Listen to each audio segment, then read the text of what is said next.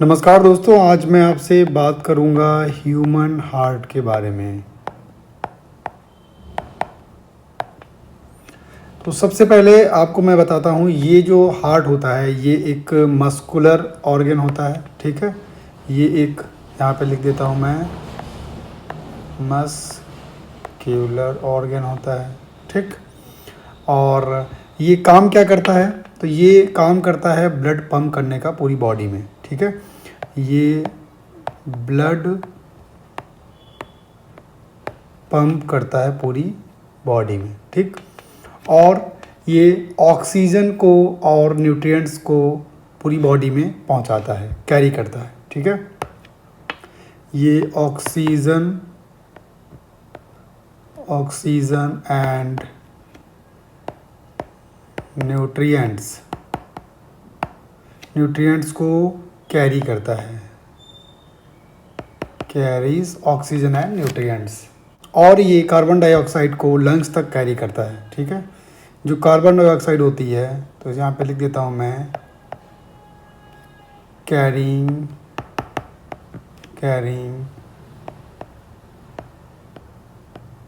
Carbon dioxide to the lungs. ठीक है, carbon dioxide को ये लंग्स तक कैरी करता है। और ये हार्ट कहाँ पे लोकेटेड होता है? तो ये हार्ट चेस्ट के मिडिल कंपार्टमेंट में लोकेटेड होता है। मिडिल कंपार्टमेंट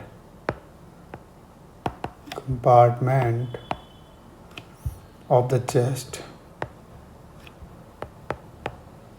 ठीक है, ये चेस्ट के मिडिल कंपार्टमेंट में लोकेटेड होता है।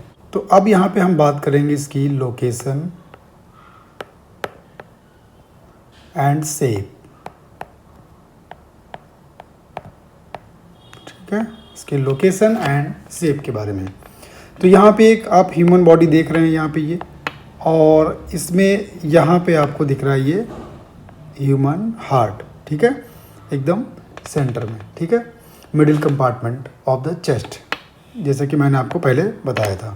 तो लोकेशन और शेप में हम बात करते हैं कि हार्ट कहाँ पे सिचुएटेड होता है। तो हार्ट सिचुएटेड होता है मीडियस्टिनम में। ठीक है, जहाँ पे हार्ट होता है ये चेस्ट के मिडिल कंपार्टमेंट में, इसको हम बोलते हैं मीडियस्टिनम। तो इसको हम मीडियस्टिनम के नाम से जानते हैं। तो यहाँ पे लिख देता हूँ मैं, सिचुएटेड इन द मीडियस्टिनम। ठीक, और ये होता है at the level of thoracic vertebra T5 to T8। ठीक है, thoracic vertebra T5 to T8 के बीच में। ठीक है, और इसमें एक बात होती है, largest part of the heart is usually slightly offset to the left side of the chest. यहाँ पे आप देख सकते हैं, मैं ग्रीन कलर का यहाँ पे पेन यूज़ करूँगा। ये जो लार्जेस्ट पार्ट हार्ट का है, ठीक है, ये जो इधर साइड का लार्जेस्ट पार्ट है, ये चेस्ट के लेफ्ट साइड में है। ठीक है, तो इसमें इसीलिए बोला जाता है largest part of the heart is usually slightly offset. ठीक है, to the left side of the chest. Chest के लेफ्ट साइड में इसका ज़्यादा हिस्सा होता है। ठीक है, और जो हार्ट होता है हमारा वो बिटवीन द लंग्स होता है। यहाँ पे लंग्स हो जाएगा आपका, इधर लंग्स हो जाएगा। तो ये जो हार्ट होता है ये बिटवीन द लंग्स होता है, और लेफ्ट साइड में ज़्यादा होता है हार्ट। ठीक है, तो इसीलिए लेफ्ट जो लंग होता है वो छोटा होता है according to right side lung. ठीक है, और इसके वेट के बारे में हम बात करते हैं। तो जो हार्ट का हमारा वेट होता है वो अराउंड 250 to 350 ग्राम्स। ठीक है, ये इसका वेट होता है। अब हम यहाँ पे बात करेंगे हार्ट के चेम्बर्स के बारे में।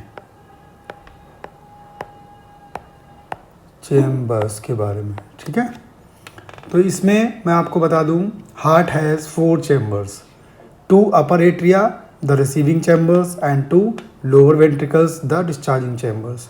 यहाँ पे मैं आपको शो करता हूँ, ये देखिए, ये फर्स्ट चैम्बर, ये दूसरा चैम्बर, ये तीसरा चैम्बर, ये चौथा चैम्बर। ठीक है, right atrium, left atrium, right ventricle, left ventricle.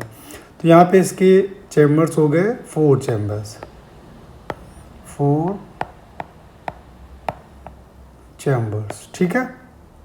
इसमें एक होता है राइट एट्रियम और यहाँ पे होता है लेफ्ट एट्रियम, ठीक है। तो ये जो अपर चैम्बर्स होते हैं ये देखिए ऊपर पाए जाते हैं, ठीक है।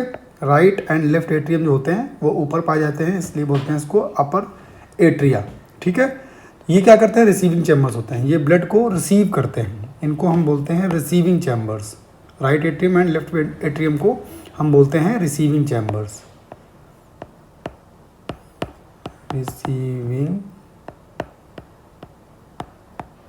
चैम्बर्स, ठीक है। और अब यहाँ पे नीचे हम बात करेंगे right ventricle, right ventricle and यहाँ पे बात करेंगे लेफ्ट वेंट्रिकल, ठीक है। ये जो चैम्बर्स होते हैं ये होते हैं लोअर वेंट्रिकल्स, ये नीचे पाए जाते हैं, ये होते हैं लोअर वेंट्रिकल्स, ठीक है। ये होते हैं डिस्चार्जिंग चैम्बर, ये ब्लड को बॉडी में पहुंचाते हैं, ठीक है। ये होते हैं डिस्चार्जिंग चैम्बर्स, डिस्चार्जिंग चैम्बर्स इनको हम बोलते हैं, ठीक है। ये हो गए हमारे डिस्चार्जिंग चैम्बर्स। अब यहाँ पे हमने चैम्बर्स के बारे में बात कर ली। अब दोस्तों यहाँ पे हम बात करेंगे वॉल्व्स के बारे में, ठीक है। ये मैंने लिख दिया यहाँ पे वॉल्व्स। हार्ट में कितने वॉल्व होते हैं, तो हार्ट में 4 वॉल्व होते हैं, ठीक है। चैम्बर भी 4 होते हैं, वॉल्व भी 4 होते हैं, ठीक। अब इन वॉल्व्स का काम क्या होता है, ये चैम्बर्स को सेपरेट करते हैं और जो ब्लड का बैक फ्लो होता है उससे प्रिवेंट करते हैं, ठीक है। बैक फ्लो ब्लड का नहीं होने देते हैं, ठीक। यहाँ पे मैं लिखूँगा सेपरेट इट्स चैम्बर्स, ठीक। अब देखिए यहाँ पे दिया गया है आपका राइट एट्रियम, ये दिया गया है राइट वेंट्रिकल, ये है लेफ्ट एट्रियम और ये है लेफ्ट वेंट्रिकल, ये चारों आपके चैम्बर्स हो गए, ठीक है। अब इसके बीच में देखेंगे कौन कौन सा वॉल है, तो राइट एट्रियम और राइट वेंट्रिकल के बीच में जो वॉल्व ये पड़ रहा है ये है ट्राइकस्पिड वॉल्व, ट्राइकस्पिड वॉल्व, ठीक। और यहाँ पे हमारा लेफ्ट एट्रियम और लेफ्ट वेंट्रिकल के बीच में जो ये पड़ रहा है, ठीक है, ये वाला, इसको हम बोलते हैं मिट्रल वॉल्व, मिट्रल वॉल्व, इसको बाइकस्पिड वॉल्व भी बोलते हैं, ठीक। अब यहाँ पे ये हमारा देखिए आप पल्मोनरी आर्टरी है, ठीक, ये पल्मोनरी आर्टरी है, इसके बेस में जो वॉल्व यहाँ पे दिख रहा है आपको, इसको क्या बोलते हैं हम, पल्मोनरी वॉल्व, पल्मोनरी वॉल्व, ठीक। और यहाँ पे लास्ट वाला जो हमारा वॉल्व बचता है वो है यहाँ पे एरोटा में, ये एरोटा देख रहे हैं आप, एरोटा के बेस में नीचे दिया गया है एरोटिक वॉल्व, एरोटिक वॉल्व, ठीक। ये चारों आपके वॉल्व हो गए। राइट एट्रियम और राइट वेंट्रिकल के बीच में कौन सा वॉल्व है, ट्राइकस्पिड वॉल्व, ये क्या करता है, दोनों चैम्बर्स को सेपरेट करता है। लेफ्ट एट्रियम और लेफ्ट वेंट्रिकल के बीच में कौन सा वॉल्व है, बाइकस्पिड वॉल्व या मिट्रल वॉल्व, ये क्या करता है, लेफ्ट एट्रियम और लेफ्ट वेंट्रिकल को सेपरेट करता है। और हमारा पल्मोनरी वॉल्व क्या करता है, जो पल्मोनरी आर्टरी में ब्लड जाता है उसको वापस हार्ट में आने से रोकता है, ठीक है। अब हमारा एरोटिक वॉल्व क्या करता है, जो कि एरोटा के बेस में होता है, जो हार्ट के द्वारा ब्लड बॉडी में भेजा जा रहा होता है वो वापस हार्ट में ना आ जाए, ये प्रिवेंट करता है एरोटिक वॉल्व, ठीक है। ये सारा इसका वॉल्व्स का काम होता है। अब मैं बात करता हूँ राइट हार्ट और लेफ्ट हार्ट के बारे में। तो जो राइट हार्ट होता है उसमें 2 चैम्बर्स होते हैं, राइट एट्रियम और राइट वेंट्रिकल। इसको सेपरेट करने वाले वॉल्व का क्या नाम होता है, ट्राइकस्पिड वॉल्व, ठीक। The right atrium receives blood almost continuously from the body's 2 major veins, superior vena cava and inferior vena cava. Superior vena cava और इंफीरियर वेना कावा से जो राइट एट्रियम होता है वो कंटिन्यूसली ब्लड रिसीव करता रहता है, ठीक है। अब बात करते हैं लेफ्ट हार्ट के बारे में। लेफ्ट हार्ट में भी 2 चैम्बर्स होते हैं, left atrium and left ventricle. इसको सेपरेट करने वाले वॉल्व का नाम होता है मिट्रल वॉल्व या फिर बाइकास्पिड वॉल्व बोलते हैं उसको, ठीक है। Left atrium receives oxygenated blood back from the lungs via one of the 4 pulmonary artery. जो लेफ्ट एट्रियम होता है वो हमारा पल्मोनरी वेन, ये देखिए यहाँ पे दी गई पल्मोनरी वेन, इसके द्वारा ऑक्सीजनेटेड ब्लड रिसीव करता रहता है बराबर, ठीक है। फिर वो भेजता है लेफ्ट वेंट्रिकल में, उसके बाद में एरोटा के द्वारा पूरी बॉडी में चला जाता है। अब यहाँ पे नीचे देखिए ये जो आपके राइट वेंट्रिकल और लेफ्ट वेंट्रिकल हैं, उसमें क्या होता है, left ventricle is much thicker as compared with right due to greater force needed to pump blood to the entire body. ये जो आपका लेफ्ट वेंट्रिकल होता है ये राइट वेंट्रिकल से मच थिकर होता है, क्योंकि इसको क्या करना पड़ता है, पूरी बॉडी में ब्लड पहुंचाना होता है, ठीक है, ग्रेटर फोर्स लगा के। तो ये ज़्यादा थिकर होता है राइट वेंट्रिकल से। ये देखिए राइट वेंट्रिकल यहाँ पे ज़्यादा पतला है, ठीक है, लेकिन ये जो आपका लेफ्ट वेंट्रिकल है इसकी थिकनेस ज़्यादा है, क्योंकि इसको ज़्यादा ताकत लगा के पूरी बॉडी में ब्लड को पहुंचाना होता है, ठीक है। तो यह एज कम्पेयर्ड राइट वेंट्रिकल ज़्यादा थिकर होता है, ठीक है। अब यहाँ पे देखिए जो वॉल्व होते हैं 4 वॉल्व, ठीक है, 1 2 3 4, ये चारों वॉल्व दिए गए हैं। एरोटिक वॉल्व हो गया, पल्मोनरी वॉल्व हो गया, बाइकास्पिड वॉल्व हो गया और ट्राइकस्पिड वॉल्व हो गया। इसमें कस्प जो होते हैं, ठीक है, वो कितने होते हैं, ट्राइकस्पिड में 3 कस्प होते हैं, ये देखिए है ये, बाइकास्पिड में 2 ही होते हैं, ठीक, और एरोटिक में भी 3 होते हैं, ठीक, और ये पल्मोनरी वॉल्व में भी 3 कस्प होते हैं, ठीक। अब यहाँ पे आगे हम बात करते हैं वॉल के बारे में, ठीक। तो यहाँ पे हार्ट वॉल के बारे में हम बात करेंगे, वॉल, ठीक। तो the heart wall is made up of 3 layers. जो हार्ट की वॉल होती है वो 3 लेयर से मिलकर बनती है, जिसको हम बोलते हैं इनर, फिर बोलते हैं मिडिल, फिर होती है आउटर। अब इनके नाम क्या क्या होते हैं, ठीक है। इन तीनों लेयर के 3 लेयर्स होती हैं, ठीक है। तो यहाँ पे मैं लिख देता हूँ 3 लेयर। 3 लेयर से मिलकर हार्ट बनता है, इसकी वॉल बनती है, 3 लेयर से मिलकर हार्ट की वॉल बनती है, ठीक है। अब इनर को क्या बोलते हैं, हम बोलते हैं एंडोकार्डियम, एंडोकार्डियम, ठीक। मिडिल को क्या बोलते हैं, मायोकार्डियम, मायोकार्डियम, और आउटर को क्या बोलते हैं, एपिकार्डियम, ठीक। ये हो गई इसकी वॉल की layers, inner middle outer, endocardium, myocardium and epicardium, ठीक। And surrounded by a double membraned sac called pericardium. ये एक डबल मेम्ब्रेन्ड सैक से सराउंडेड होता है जिसको हम बोलते हैं पेरिकार्डियम, पेरिकार्डियम, ठीक। अब यहाँ पे बात करेंगे हम कोरोनरी सर्कुलेशन की। तो यहाँ पे हम बात करेंगे कोरोनरी सर्कुलेशन बारे में, ठीक है। तो अब बात करते हैं कोरोनरी सर्कुलेशन के बारे में। तो इसमें होता है heart tissue like all cells in the body needs to be supplied with oxygen, nutrients and a way of removing metabolic waste। जैसे कि पूरी बॉडी में जो सेल्स होती हैं उनको ऑक्सीजन और न्यूट्रिएंट्स की ज़रूरत होती है, वैसे ही हार्ट टिश्यू जो होते हैं उनको भी ऑक्सीजन और न्यूट्रिएंट्स की ज़रूरत होती है, ठीक है, और मेटाबॉलिक वेस्ट बाहर करने की ज़रूरत होती है, ठीक। तो ये कैसे होता है, this is achieved by the coronary circulation which includes arteries, veins and lymphatic vessels, ठीक है। तो ये जो कोरोनरी सर्कुलेशन होता है ये होता है arteries, when and lymphatic vessels के द्वारा ये पूरा किया जाता है, ठीक है। Heart tissue receives blood from 2 arteries, left main coronary artery and right coronary artery, ठीक। ये देखिए left coronary artery and right coronary artery यहाँ पे दी गई है, ठीक है। इससे जो हार्ट टिश्यू होते हैं वो ब्लड रिसीव करते हैं, ठीक है। ये यहाँ पे दिखाई गई हैं, ये देख लीजिए, ये, और ये लेफ़्ट वाली हो गई, ये राइट वाली हमारी हो गई, ये लेफ़्ट वाली हो गई, ठीक है। तो इनसे क्या करते हैं, हार्ट टिश्यू जो होते हैं वो ब्लड को रिसीव करते हैं, ठीक है।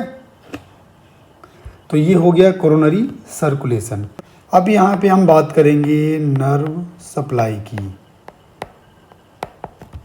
ठीक है, नर्व सप्लाई। तो इसमें होता है heart receives nerve signals from vagus nerve and from arising from the sympathetic trunk. जो नर्व सिग्नल्स होते हैं वो रिसीव करता है हार्ट वेगस नर्व से और सिंपैथेटिक कार्डियक नर्व से, ठीक है। इनसे ये सिग्नल नर्व सिग्नल जो होते हैं वो रिसीव करता है। These nerves act to influence but not control the heart rate. ये हार्ट को कंट्रोल नहीं कर सकती, ठीक है, हार्ट रेट को कंट्रोल नहीं कर सकती, ठीक। Sympathetic nerves also influence the force of the heart contraction. जो सिंपैथेटिक नर्व होती है वो force of the heart contraction को इन्फ्लुएंस करती है, ठीक है। Force of the heart contraction को क्या करती है, इन्फ्लुएंस करती है, इन्फ्लुएंस करने का काम करती है। Vagus nerve of the parasympathetic nervous system act to decrease the heart rate. ये जो दी गई हमारी यहाँ पे वेगस नर्व, ये कैसे एक्ट करती है, to decrease the heart rate, to decrease the heart rate, ठीक है। And nerves from the sympathetic trunk act to increase the heart rate. ये जो हमारी सिंपैथेटिक ट्रंक से नर्व होती है ये क्या करती है, एक्ट करती है to increase the heart rate, act to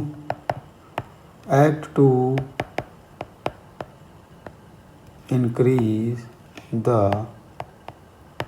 heart rate, ठीक है। जो वेगस नर्व होती है वो एक्ट करती है decrease the heart rate, act to decrease the heart rate. जो सिंपैथेटिक नर्व होती है वो क्या करती है, act to increase the heart rate, ठीक है। अब यहाँ पे नर्व सप्लाई की बात हो गई। अब ब्लड फ्लो कैसे होता है। Heart function as a pump in the circulatory system. तो हार्ट जो होता है वो फंक्शन कैसे करता है, एज अ पंप, ठीक है, एज अ पंप काम करता है, ठीक है। In the circulatory system, in the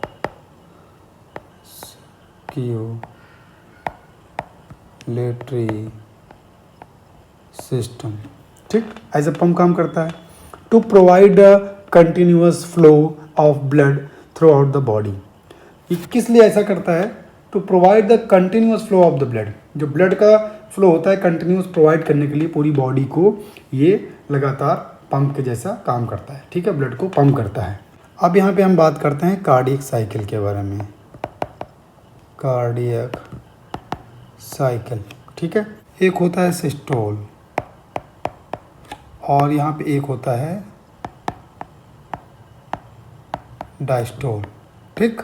तो सिस्टोल में क्या होता है, जो वेंट्रिकल्स कॉन्ट्रैक्ट करते हैं और ब्लड को पूरी बॉडी में अयोर्टा और पल्मोनरी आर्टरी के द्वारा पहुंचाते हैं, तब ये होता है सिस्टोल, ठीक है।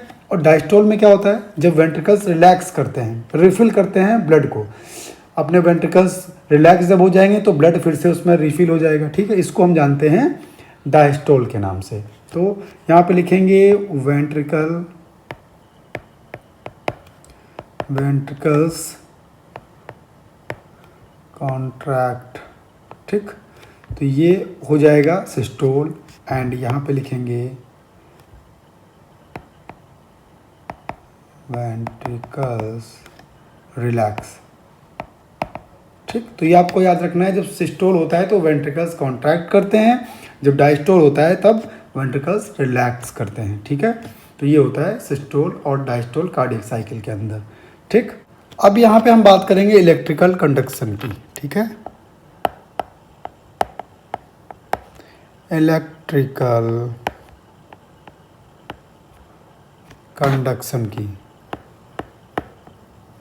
ठीक। इसमें क्या होता है, the normal rhythmical heart beat called sinus rhythm. जो नॉर्मल रिदमिकल हार्ट बीट होती है उसको क्या बोलते हैं हम, साइनस रिदम, ठीक है, साइनस रिदम, ठीक, उसको बोलते हैं हम sinus rhythm. Is stabilized by the heart's own pacemaker the sinoatrial node also known as sinus node, ठीक है। तो हार्ट में जो साइनस नोड होती है, ठीक है, ये इसका ओन पेसमेकर होता है, खुद का पेसमेकर इसको हम बोल सकते हैं, ठीक है, हार्ट का। ये होता है साइनोएट्रियल नोड, इसको साइनस नोड के नाम से भी जानते हैं। ये इसके द्वारा स्टार्ट होती है, ठीक है, जो इलेक्ट्रिकल कंडक्शन होती है। तो ये जो स्टार्ट होती है वो साइनस नोड से स्टार्ट होती है, ठीक है। अब यहाँ पे आगे क्या होता है, here an electrical signal is created that travels through the heart causing the heart muscle to contract. यहाँ से एक इलेक्ट्रिकल सिग्नल जो होता है वो क्रिएट होता है, ठीक है। इलेक्ट्रिकल सिग्नल क्रिएट होता है, ठीक है। वो ट्रैवल करता है पूरे हार्ट में, जिससे कि क्या होता है, हार्ट की मसल कांटेक्ट करती हैं और ये पूरा प्रोसेस होता है, ब्लड आना, ब्लड जाना, ब्लड आना, ब्लड जाना, ठीक है। तो ये हो गया इलेक्ट्रिकल कंडक्शन। तो दोस्तों ये एक मैंने सिंपल सी वीडियो हार्ट के ऊपर बनाई थी। अगर आपको वीडियो अच्छी लगी है तो लाइक करिए, शेयर करिए और सब्सक्राइब कर लीजिए मेरे यूट्यूब चैनल को, क्योंकि ऐसे ही इन्फॉर्मेटिव वीडियोज़ लेकर मैं आता रहता हूँ।